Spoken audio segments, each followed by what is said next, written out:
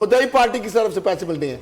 ये क्या था, एक तो इसके आरपीओ जो regional police officer Sheikhupura range है, सुहेल हबीब ताजर को आपको क्रेडिट देना पड़ेगा, हमारे इंटेलिजेंस इदारों को क्रेडिट देना पड़ेगा, स्पेशल ब्रांच को, आईएसआई को, एमआई को, आईबी को, सारे इदारे इसमें आए हैं और वो बैठे रहे वहां पे चौने डाल के।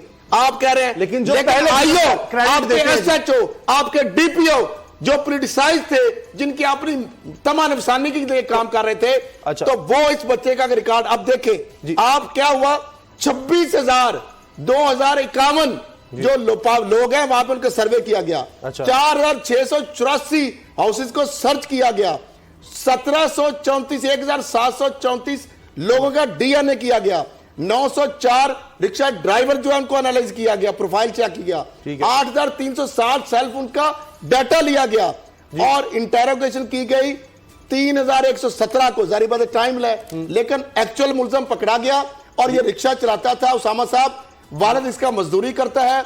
2011 में जब पकड़ा गया, आपने बताया बिल्कुल ठीक है, ऐसे ही 5 साल इसको सजा हुई, 1.5 साल ये बाद आ गया, चाइल्ड अब्यूज का था। हमेशा पीछे भी देख ले, मुजरम जो भी होता है छोटे जुर्म को छुपाने के लिए हमेशा संगीन जुर्म करता है।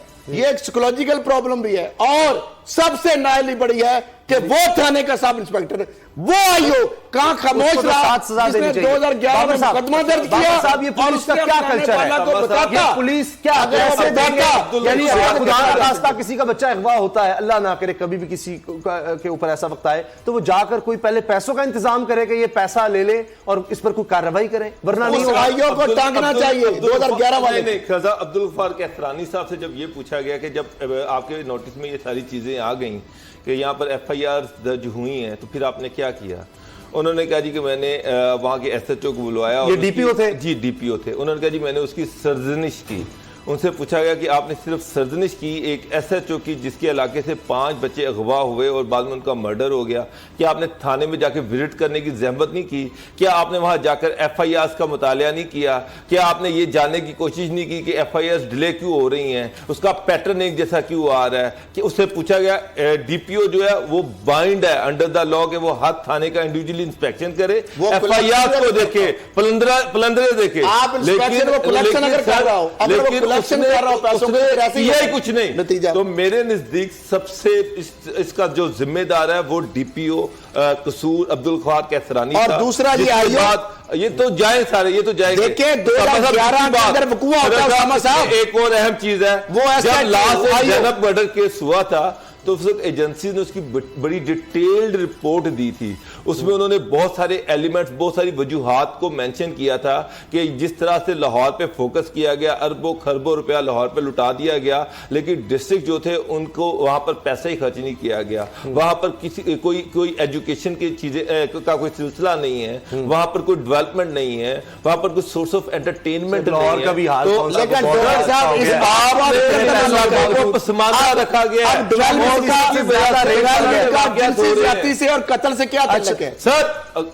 ऐसी बात ना करें ना नफ्सियाती सर, आपने अंडर मरीज है साहब, नहीं आने दी, वहां पर एंटरटेनमेंट नहीं आने दी।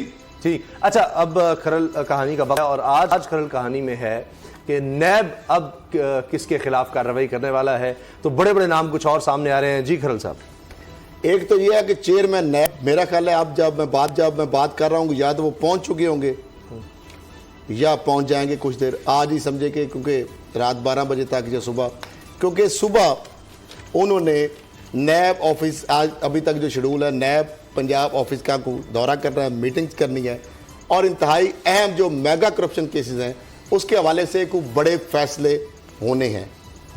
कुछ वारंट पे साइन हो चुके हैं और कुछ वारंट ऑफ अरेस्ट जो है उनके ऊपर साइंस होने हैं।